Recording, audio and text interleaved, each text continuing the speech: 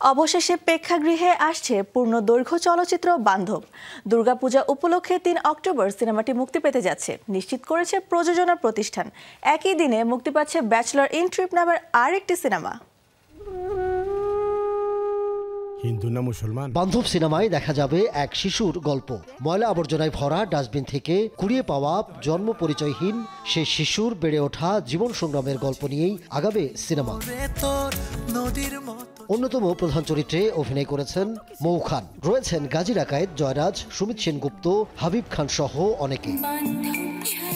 বান্ধবে রয়েছে 5টি গান, 4টি লিখেছেন সুদীপ কুমার দীপ এবং অন্যটি লিখেছেন মুন্সি ওয়াদুদ। সঙ্গীত পরিচালনা করেছেন শেখ সাদী খান ও M A. Rahman.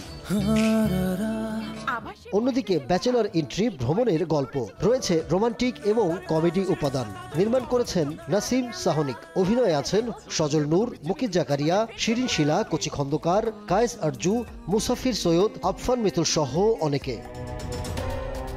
Ahmed Tauquir, showbiz tonight.